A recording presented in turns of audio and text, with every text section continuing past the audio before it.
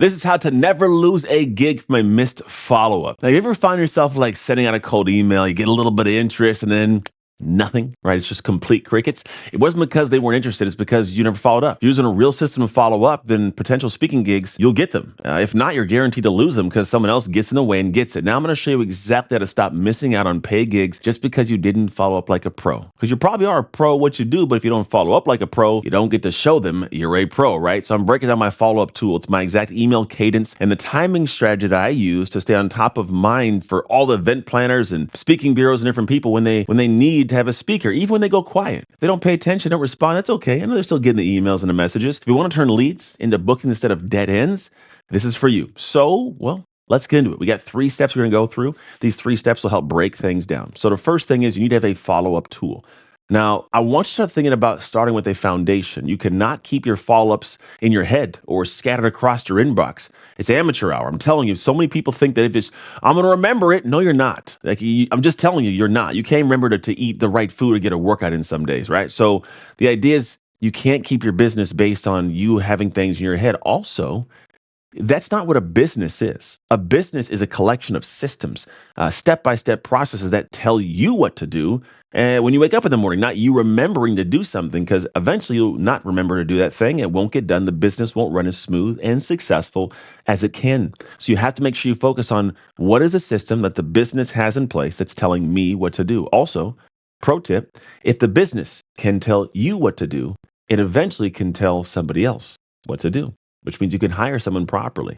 So the foundation, you can't keep things in your head. Now, I use a simple follow-up tracker. You can use a system that's a CRM tool. We use a system that I built called Speak to Freedom CRM, and it has all the automations and follow-up stuff built into it automatically. Like I'm telling you right now, it was a game changer for me, for myself, when I built the CRM, because now I could put exactly what I wanted in my defined and already pre-designed emails, the type of person, whether it's a meeting planner or an event planner, or it's a bureau or direct to events. Like I know there's different messages already built in for them. So the idea is you can make an automated tracker that has all this stuff in there. Now, if you don't do that, if you want to have a simple spreadsheet where you're tracking things with an Excel spreadsheet or a Google sheet, you can easily do this. The thing is, one, you have to make sure you have in this sheet informationally, here's what you want to be tracking. You want to track the name and the event of the company or whoever they are. Make sure you know who the person's name is and the company they're part of. The initial contact date, when you reached out to them, take a note of this. Now, in a CRM, you'll have this tied into what's called an opportunity section, which is where somebody actually has their individual data stored. You can take notes on them, documents passed back and forth, communications, all the text and the emails, everything is stored digitally here. So you don't have to go tracking things down by person. I'm telling you, there's a reason why these systems were built. The initial contact date, response, notes, did they open the email? Did they not? Did they respond? Not respond? Were they interested? Were they not interested? When your next follow-up date is going to be, like if you already have something built that shows when you reached out to them, when's your next follow-up? Do you remind yourself to follow up? You should have a reminder if it's not automated to follow up, right? Then status. Are they warm lead? Are they pending? Have you been booked? Have you closed it? Like I check this tool weekly, like clockwork, because you want to make sure it's in place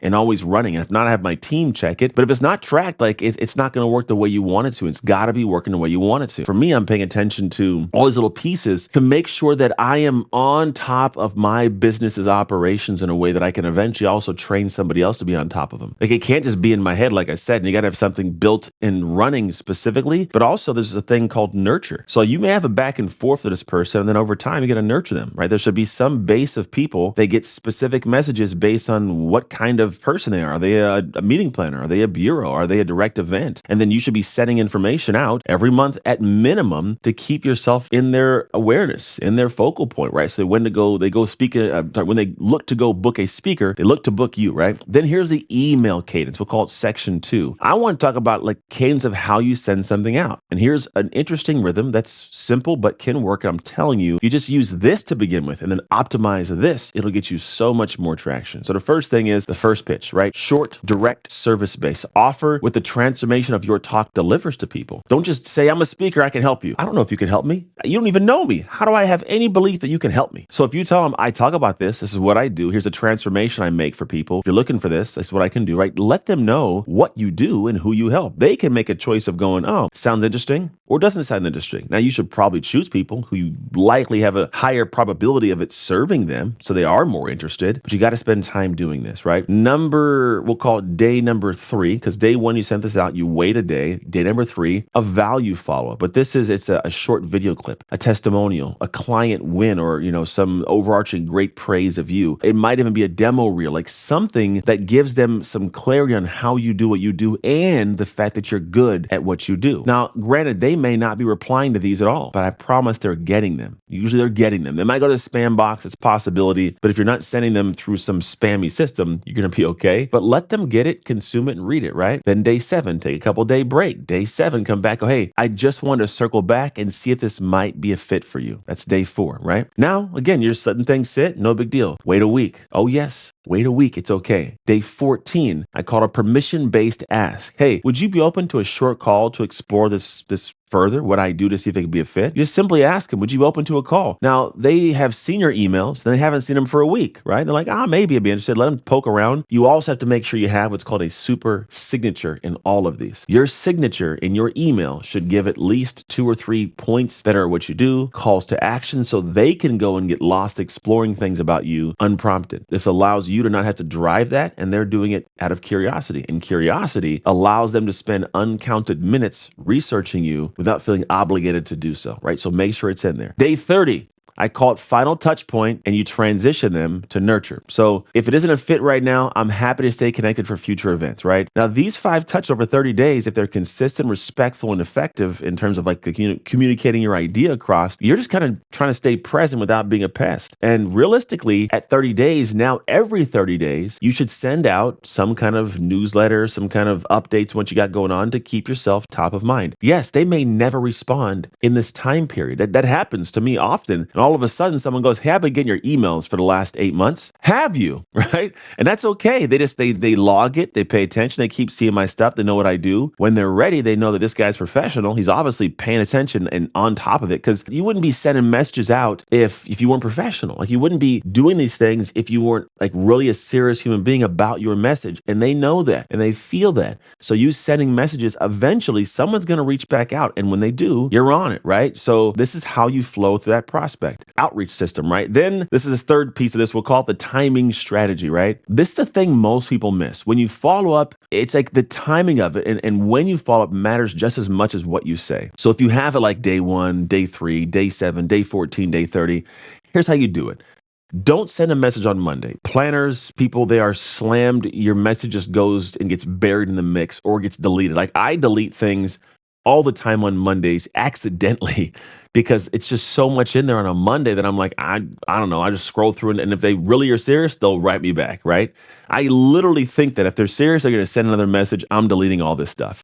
So I get rid of it, right? Midweek is a magic. Tuesday through Thursday, right? Late mornings, early afternoons, it's prime time because they've cleared things out Monday, which means they've gone through their Monday mess. Tuesday, it's a little calmer. Same for Wednesday, same for Thursday. And that the late morning, like they've got into the morning, they got their, kind of base emails out of the way, and then they like the inbox is kind of clear. Like, you do the exact same thing if you think about it.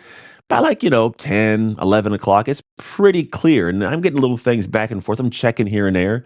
That's the time to send a message because it gets seen at that moment in time. Sundays work too, yeah? Like, if you think about the way you communicate, Sundays aren't super busy, but knowing Monday's coming up, you want to be strategic when you send that, because on Sundays, like, yeah, there's less inbox competition, but there's less people in the inbox. And now if you do it, you'll be the first thing that they see on Monday. But keep in mind, Mondays are slammed. So usually Tuesday through Sunday is a better idea. Time your message to land when they're most likely to be seen, not just when you want to send it, right? And then if you do this, your reply rate will go up because you'll see more people seeing your emails, open your emails, having engagement. It's going to be much better for you to actually get the engagement you're looking for. So Monday, no. Tuesday, Wednesday, Thursday, yes, right? Do it in that manner if you can adjust and fit the right timing for your days of day 1, day 3, day 7, day 14, day 30, and keep moving around, nurturing them over time. Now, here's the thing. You already know your message. You know it's powerful. You've built up a following, but you need to do a better job at following up with your system, like having an actual follow-up system. If it's weak, you're going to keep losing gigs. Speakers who aren't even half as good as you will get the job you want. But you have to realize at some point the reason those people get the job is because they're twice as consistent. They may not be as skilled at the speaking delivery, but if they're more skilled at the business system, they'll get the gigs that you should be getting. If you want help with this, to stop getting overlooked, to finally get more outreach, more engagement, go to speaktofreedom.com. It's clear. And then we'll show you how we do what we do so you can help your speaking business become an actual full-fledged amazing speaking business. So you don't have to worry about losing gigs to silence anymore. So go to that link, speaktofreedom.com. It's very simple, or I will see you in the next video.